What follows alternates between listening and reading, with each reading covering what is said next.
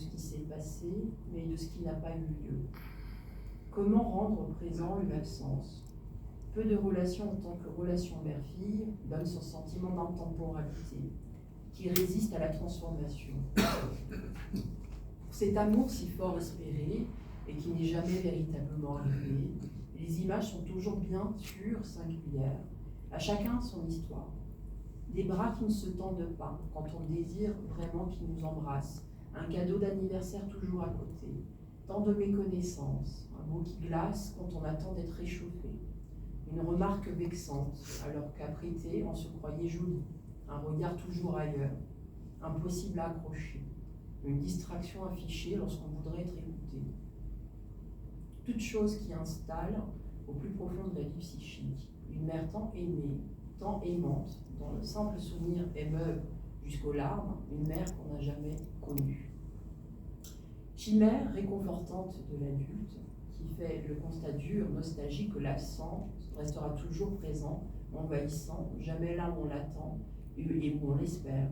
Toutes ces expériences nous exposent à des angoisses parfois difficilement maîtrisables, tout en explorant la dualité entre la familiarité et la singularité de notre être en relation avec la famille, avec toutes ses attentes et ses loyautés complexes qui parfois toxifient et empoisonnent l'existence. Au sein de la sphère familiale, la sincérité peut se révéler particulièrement délicate.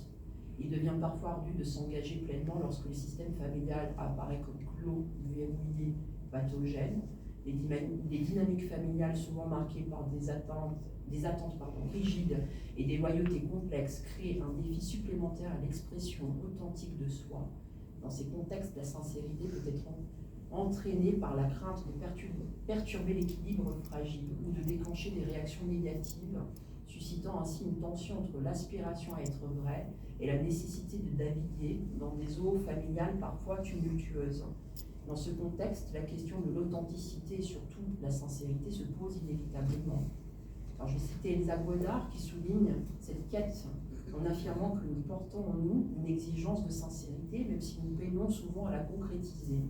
Cette quête s'étend à divers domaines de notre vie, nos relations avec autrui, notre relation intime avec nous-mêmes, et même dans notre usage du langage. La sincérité devient ainsi un enjeu moral, sollicitant notre volonté, influençant notre rapport avec le mensonge. Elsa Godard précise dans son chapitre sur la sincérité à visée thérapeutique: le seul et unique moyen d'obtenir ce critère d'authenticité, c'est bien plutôt de décider si quelque chose en l'homme appartient à sa spiritualité ou à son instinctivité. Ce faisant, il est absolument sans importance de savoir si quelque chose est conscient ou inconscient, car l'homme authentique, c'est l'être qui décide, c'est l'être-là. Et dans notre propre perspective de l'analyse existentielle, il est être responsable, être existentiel. L'être sincère peut devenir une thérapie à travers l'expiation d'une souffrance et dans la manière de renoncer à soi-même en assumant par exemple ses douleurs. C'est alors effectuer le passage de l'expérience authentique à la conscience de sa propre sincérité. Donc ce passage de l'être authentique, responsable et engagé, repris par Elsa Godard, ne peut avoir lieu que si et seulement si l'individu se retrouve inscrit dans le monde, si l'autre le reconnaît comme tel dans son regard. Le collectif a lui aussi donc sa fonction réparatrice et sa responsabilité. Pour cela, les rites rituels en particulier, ceux qui célèbrent les mythes et